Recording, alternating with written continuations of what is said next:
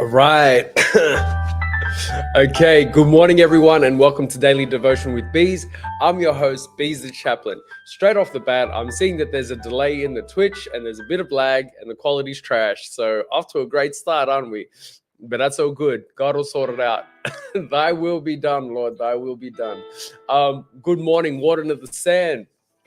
Good morning. Good morning, Mum. Good morning, Karen. Kaz Dog, Bay, Wifey. Good morning. I hope you have all had a great night and have had a great start to the day. Good morning. Hey, Jessica. Hey, good morning. Tell all the people, all the family at Mac that I say hello. I hope everyone's off to a great morning. If you're in Sydney and if you're in the States, hope you're enjoying your Wednesday night. Lisa, top of the morning to you. Okay, just wanting to put it out there that this morning's thought or this morning's daily devotion is quite a bit of a random one. Hold up. Warden saying when you said we would get together on Friday, did you mean today or my Friday tomorrow? What? Is today Friday? Today's not Friday. Today's Thursday, right? What? Yeah, today's Thursday. Let's link up. If you're busy, if you're free after this devotion, let's link up here. Let's link up in about 5 minutes and talk for tomorrow. For my tomorrow. Yeah. I think that's what you're meaning. We'll link up. So hopefully you can stick around after this. We'll have a chat. And we'll try and sort something out if that works for you. Okay, cool, sweet. Good morning, Dad. Thank you. Hey, my audio engineer, my quality engineer is back. My dad's checking on the daily devotion, making sure that the audio is working all fine. And good morning, Thandy. Thank you for reminding me that it is Thursday in Sydney. Look, to be honest with you, a lot of days start mashing together, and a lot of different times start mashing together when you start engaging on a when I say global platform, I'm not saying, global platform. I'm saying when you start working with people who are in New York, who are in Ohio, who are in, East Coast, West Coast in the States, who are in South Africa and stuff like that, it becomes really exciting. But then you start thinking, what day is currently, what time zone am I in at the moment? So yeah, thanks for clarifying that. I wanted to start this morning by, kind of giving a preface or a disclaimer that today's daily devotion is a bit of a weird one because I'm not too sure. Because usually when I do a daily devotion, God gives me, I guess, has a conversation with me. I think he either teaches me a lesson, he schools me, he says, this is a thought that I want you to reflect on, I want you to pray. This is something, or maybe a principle I actually want you to apply in your life today or focus on. And it usually comes to a resolution. It's like he usually lands the plane for me. So I'm like, oh, okay. So when I present the daily devotion, or I present this idea, there's a bit of, I know where I'm going, or I know what direction it is, or where to go with the daily devotion. Today, I'm not quite sure how I'm going to land this plane. I'm worried about the time. Because when I don't know how to land a plane or a sermon, or if I'm delivering a message that I'm not confident about or not sure on how I do it, I usually overkill the point. So I present the point, I kill the point, and then I present the point, and then I kill the point again, and I don't really know how to land the plane. So basically today I'm just kind of putting that out there from the get-go, that potentially I might kill a point. Hopefully I don't. By the grace of God, it just sticks home, and we all get us a deeper understanding or a new experience of who he is, or we might be reaffirmed in something that we already knew about him. But yeah, that's where I was going, because at the end of the day I was like, okay, God, where do you want me to go with this? But I think maybe it's a lesson for me, just as a reminder. So I'm going to jump into it, but I just wanted to put that out there. So just in case I lose anyone along the way, you'll have an understanding as to why. So I've said my good mornings to everyone. Hopefully when people jump on, they'll know that I'll continue the good mornings and the hellos after the devotion, because I want to allocate or isolate the next portion to the devotion for the people on SoundCloud and for the people on the podcast and stuff like that. So, but one more. Salamat pagi. Good morning, Ozindo. I hope you're doing well. Thanks for joining the stream, and thanks for. I think this is like the third day in a row, man. You're one of the fam now. You're one of the faithful few. So thanks for joining. Okay, so topic of today's daily devotion is titled "Grace in the Gray." The reason why I titled it "Grace in the Gray" is because I'm taking my headphones off. The reason why I titled it "Grace in the Gray" is, I was trying to, I was exploring this idea, and I think God really reminded me where he's at when it comes to rules and law and, good and bad and that kind of thing. Because, I hear, and this is what's challenging, I've heard a lot of the time that young people specifically, when it comes time to sharing their testimony, and there's nothing wrong with sharing their testimony, but it was like I was hanging with bad people, I was hanging with the wrong crowd, and I was hanging with a bad group or that kind of thing. And then in my head I'm like, I understand that, but I'm also I get a bit like there's a bit of friction at the same time, because it's like I think that what they're saying is, or what I'm hearing from that is, I was in an environment where I was influenced to choose decisions that weren't in line with God. If they explained it that way, or if they kind of shared it that way, it would make sense, and it would be more, I'd be able to reconcile that a bit more, that idea. But since I hear it as, I was hanging with the wrong crowd, or I was hanging with bad people, for me, there's a bit of a pushback in ownership and responsibility of the actions and the decisions that they've made while being in a certain circumstance. And in my head, I'm like, well, that's not really fair. And I kind of hear it a bit more. And the reason why is because I've always considered myself to be in the world and of the world, right? When they're like, and this is, I always considered, I don't consider, I no longer consider myself being, a child in the world and of the world, right? But I am the prodigal son, I'm the one that left. I'm the one that, disconnected from God, cut ties with him for a big period or a big season of my life. And then I came back and I found his grace. But during that time, right, the choice for me to leave God, the choice for me to be in a different community, the choice for me to, be influenced by other people, that was all mine. That was all mine. I can't blame those other people. I got to accept responsibility for my own actions. I got to accept the consequences of my own actions as well. For me, when I hear that phrase, and it's usually during, unfortunately for me, I've heard it during people's testimonies where it's like I was hanging with the wrong group of people. I'm like, it sounds like Adam and Eve, like when they bit the apple. They chose to bite the apple. They chose to eat the forbidden fruit, right? They chose it. And as soon as God said, "What have you done?" It was like, it was the woman that you gave me. And then Eve's like, it's the snake, the serpent that was in here. And they start offloading and passing the buck. And they're not, and it seems like they're not willing to accept the consequences or accept the consequences of their own actions. And it seems like they're using excuses and stuff like that. For me, and also what I noticed is once they're in the community, or once they've kind of shared that testimony, they've drawn that line in the sand and they've said, well, I'm not a bad person anymore, or I'm not in that group anymore. So there's bad people and then there's good people, right?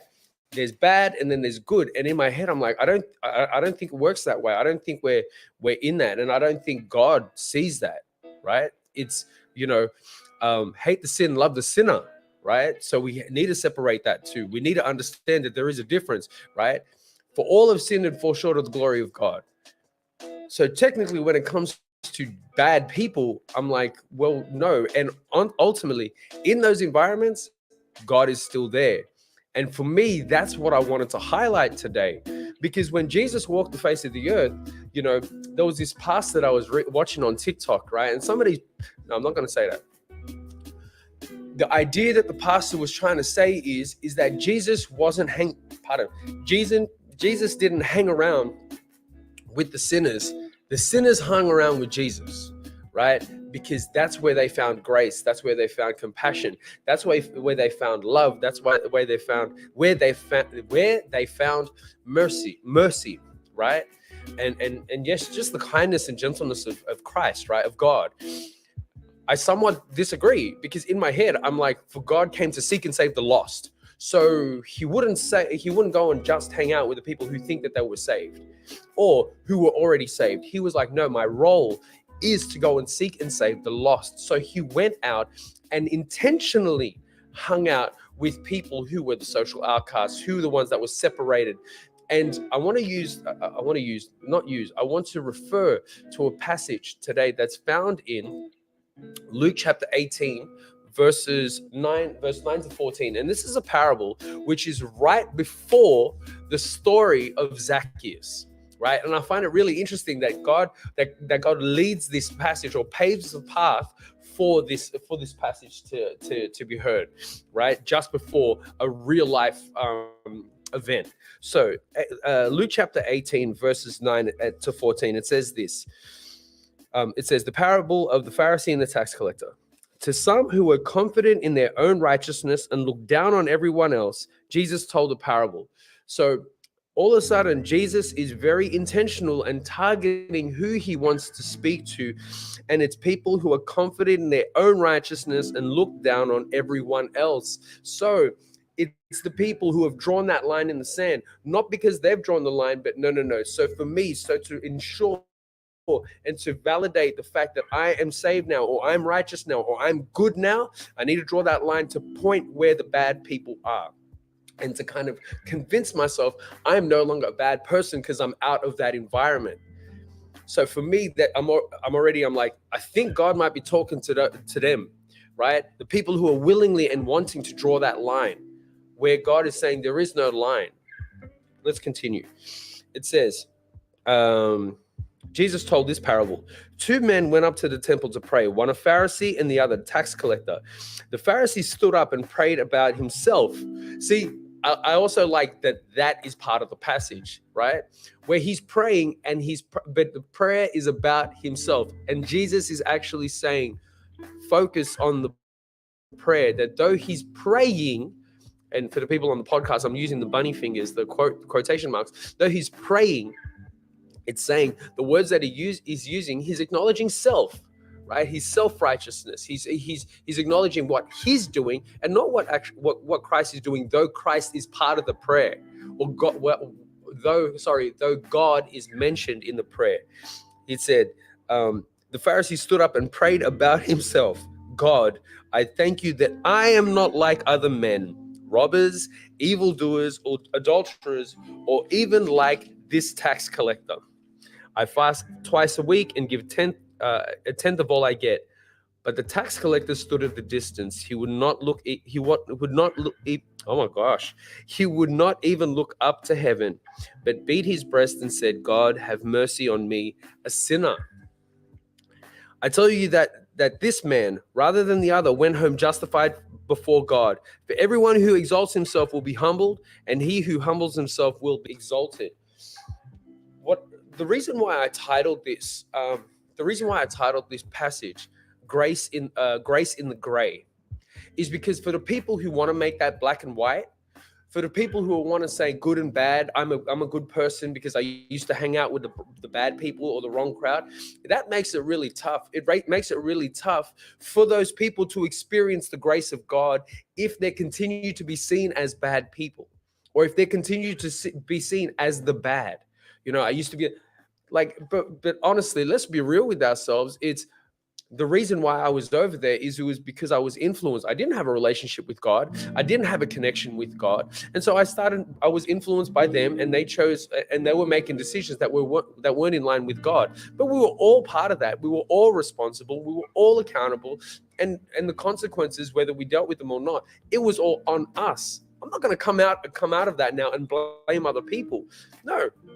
And I think the reason why I get triggered by this, or I'm sensitive about this, is because I still classify myself as a person still in the world. And I still see myself as that person who's saying, hey, we're all in this together. We're all sinners and fall short of the glory of God. I don't think it's fair for you to come now in your self-righteousness, right? Or your claim to be saved by grace, and then pointing fingers saying that I'm a bad person. I think that's really tough, especially when, and I think, my personal opinion is that I feel that it's driven by insecurity and fear. I need to make sure that I'm in the environment or the community where it's seen as good, where I'm a good person. So irrespective of what my heart is, or where my heart is, or what my heart feels, or where I am with God, as long as I'm in a community that's seen as good, then I'm all right. And so that means that I'm not bad anymore. So I'm okay. But where did God mingle? Who did God mingle? God mingled with everyone, right? But when he started schooling people about self-righteousness, who was he pointing to? He wasn't pointing to the tax collectors. He wasn't pointing to the prostitutes. He was pointing to the Pharisees, right? He was pointing to the people who were in the community who thought that they were self-righteous. And he said, he said, I'm going to humble you. You need to be humbled.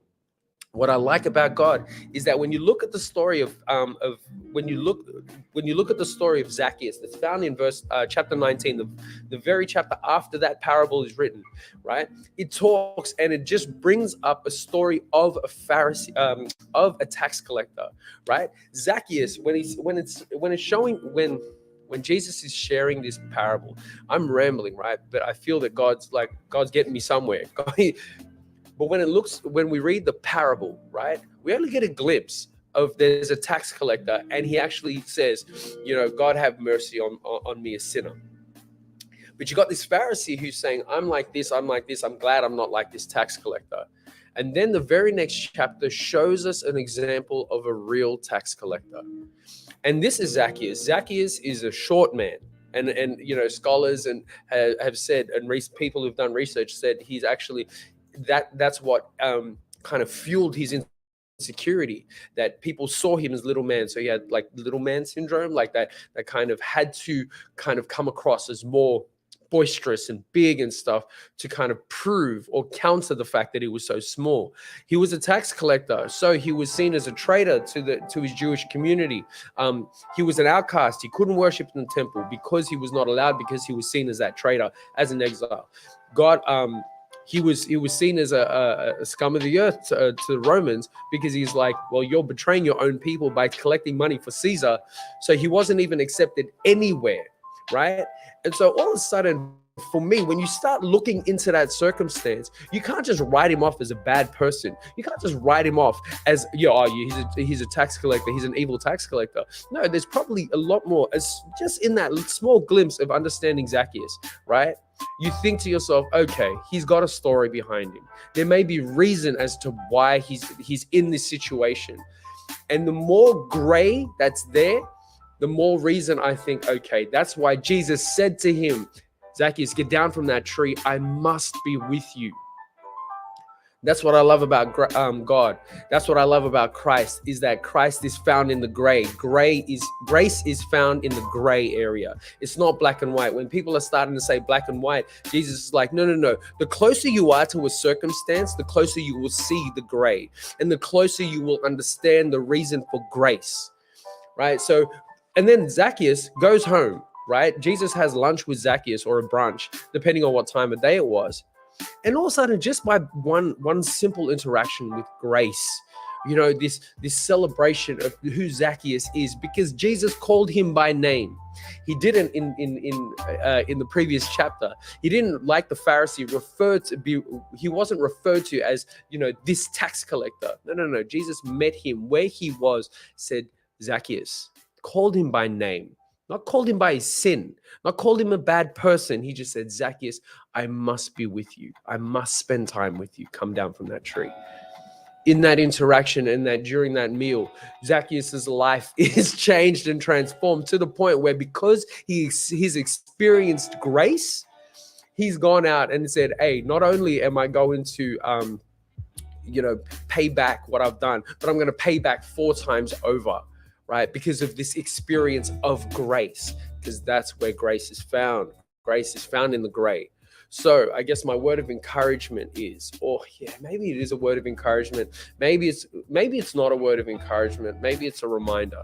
Let us be reminded that grace is where the gray is, right? For those of us, and I'm going to say us, or Beez, Beez, if you ever think that you want to make a line and you want to draw a line and you want to start saying, I'm good because of that, they're bad, they were a bad people, they were a bad group, they were a bad this.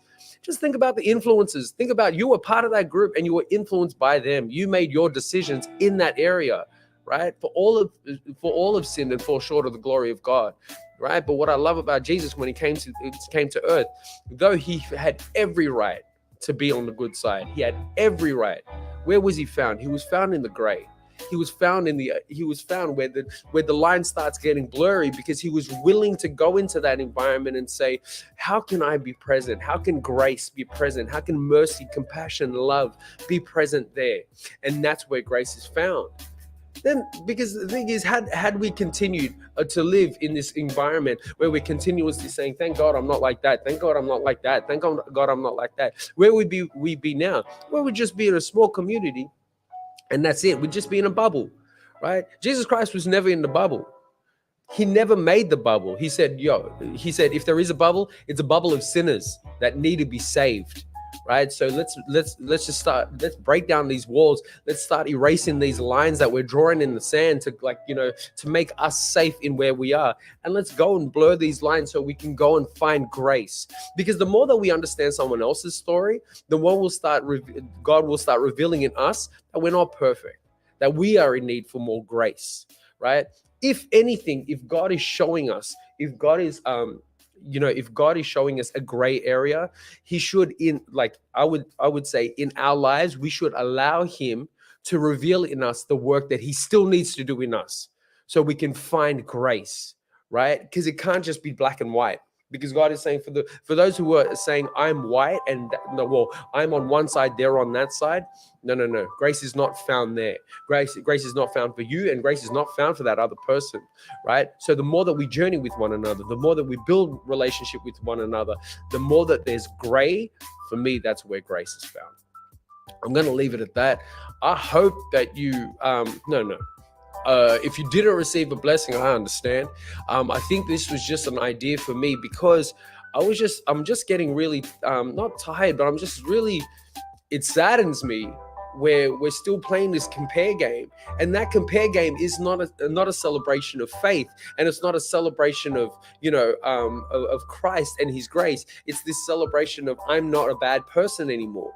Well, yeah, but if you're not celebrating that is because of the grace of God, the next step is for you to go back into that community and be a light unto the world, to go into that place and be Christ to them and show Christ's love there as well. It's not this thing of, they're bad people and now I'm safe because I'm not with them anymore, because that's not the way Christ operated. For Jesus Christ came to seek and save the lost. He didn't come and draw lines in the sand. He didn't come and start doing that from a place of his self-righteousness. Even though he had all authority to do stuff, he was like, no. Let's start breaking down these walls, and let's start accepting the fact that y'all are all sinners and need grace, period. So let's go into that gray area and find grace, find love, find mercy and compassion. I'm going to wrap it up there, because I think I've landed the plane. But if you haven't, if you disagree with me, if you, what's it called? Yeah, if you disagree with me, if you want to share something, please reach out to me. This is not me just parroting my opinion and and just leaving it at that and saying, if you don't agree with me, bounce, whatever. No. I want to learn. I want to journey. I want to experience that, and I want to use this gray area to see where Christ can be evident. Let's have a word of prayer. And then I just saw Deviant Ben with a comment. I'm gonna read it in just a second. Okay, so yeah, let's pray. Heavenly Father, thank you so much for today. And Lord, I surrender and submit this devotion to you. If it's toxic, or if it's corruptive, or if it's wrong and the information is inaccurate, Lord, I just pray that you delete it. You figure out, you perform a miracle where this does not get broadcasted, or this doesn't go out or spread any more than it has to. But Lord, if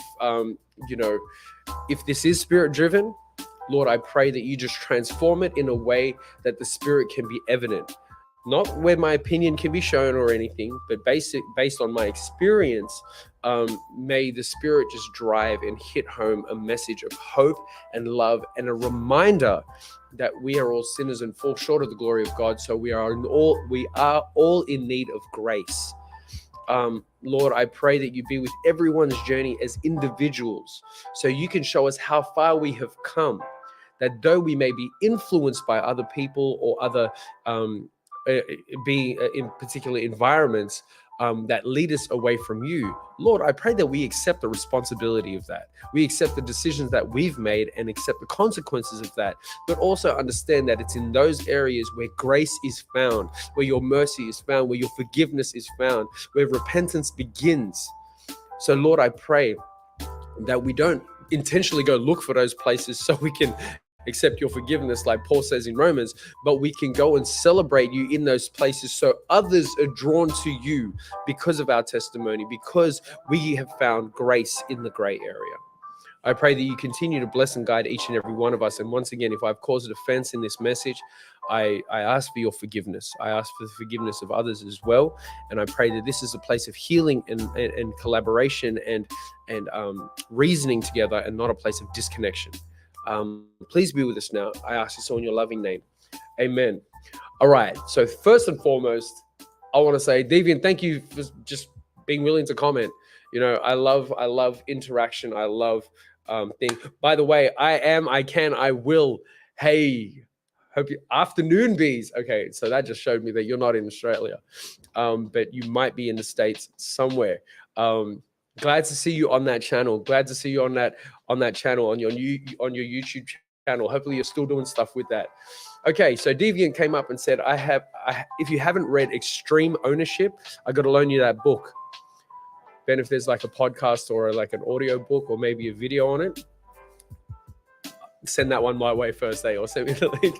I reckon you really like it. Would help provide some additional structure around your thoughts, feelings on taking responsibility at least. Thank you. Yes, because the thing is, if that's going to help me understand and have and not kind of point fingers and not kind of pass the buck or throw someone else under the bus, because of my experience, that'll really help me, and I think and if I can be a catalyst for that to help others do that as well, maybe because they need it, maybe because they don't, but yes, no, actually send me the book, send me the details. And, thank you for the advice. I appreciate it. We got Warden coming in hot, saying not much to say today. Okay, not that hot. Warden coming in tepid. It's important to stay connected to God every day. It is just as important, and God requires us to be an example and reach out to others as well. As long as we draw breath, our work here is never done. There is always something else you can do. 100%. You reminded me, how it says, while you were saying that, or while I was reading that, I'm reminded of, Nineveh, the story in Nineveh. God wanted Jonah to go back into Nineveh, right? Because of the wicked ways, not because of the wicked people, right? And for me, I was like, God is like, they're still my people, though they are performing in their wicked ways. I need to go and still show me love, show love. Jonah was the one that got angry, and he's like, these are wicked people, and God's like, no, these are my people performing wicked ways. So you need to help them. You need to help You need to go so I can help them. And I like how I don't know, the thought just came up, and it says, our work is never done. And I feel for me, that's where God is calling us, right? God will come, he'll bring us out, he'll transform us, he'll heal us, he'll guide us, he'll empower us, he'll strengthen us, he'll give us the boldness, give us the courage so we can go back out and say, hey, this is where Jesus is found, and I'm going to be Jesus in this space. Because Christ came to seek and save the lost. That was his mission. And then when he left, he gave us the same commission. He gave us the Great Commission, and he said, this is what I need you to do. Go and seek and save the lost. Help me with this plan, and I will be with you every step of the way. So let us do that. Our work is never done. Yep, 100 Warden. Stick around because we need to talk. I'm going to wrap it up. I hope you received the blessing today. Once again, if you disagreed or you're not on the same page with me, I still really want to have a conversation with you. I want to get your thoughts. I want to get your ideas, because this is where we continue to journey together. I'm going to wrap it up here though, because I'm really mindful for the time that, I only have a two-hour space on my podcast channel on SoundCloud. If you haven't checked it, check it out. I'll put it up. It's www.soundcloud.com/Beez the Chaplain if you want to check it, or if you want to share this. If you want to make this a topic of discussion, please feel free to share this with your friend and ask them what they think, and then bring them back into this community so we can journey together, so we can experience God together and celebrate Christ and grace found in Him. I'll leave it there. See you tomorrow for the final daily devotion with Beez as we wrap up the week. Dad, with an attitude of gratitude, happy attitude of gratitude today.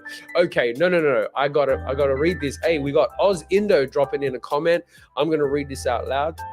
It says, we are all built for God's purpose. Sometimes we divert our attention away from God, from the wicked influences, like the prodigal son when we are lost and have nothing. We look back to our Father for forgiveness. This is when God comes for us when we are in need. He has never left us, because He will always be with us. 100%. And I like the idea that, we are the prodigal son, that though we might move away from God, right? Still, we're still not bad people, and they're still not bad people. We're just being influenced in our wickedness because of our separation from God. They're 100%, bro. Thank you so much, Ozindo, and thank you for your thoughts. And hey, let's start talking, man, because if you've got a channel and you're streaming and you're doing content as well, I'd really like us to collaborate and do some work. Not because we're on the same page, but because we're all here wanting to journey with one another. And if we're on the same page, praise the Lord. If we're not, well, at least we can reason together in a loving way, because I know that Christ is here. So thank you so much. And thank you for that, coming in clutch with that comment. Praise the Lord. I'm going to wrap it up. So I'll see you tomorrow, 7:30 Sydney side of time, for another daily devotion with Beez. In the meantime, I'll save the announcements tomorrow. Yeah, I'll save the announcements for tomorrow. But remember, I'm winding down the week with Beez for the people in the States at 8:30 Eastern time as well. See you tomorrow. In the meantime, thanks again. Oh my gosh, my wrap up is terrible today.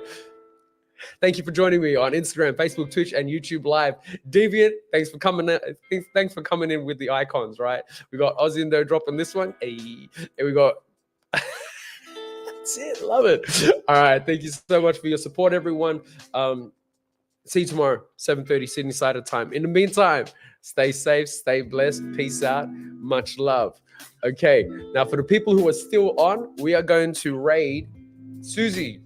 Pastor Susie, Susie live.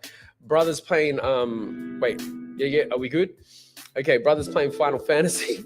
And so we're going to give him some support.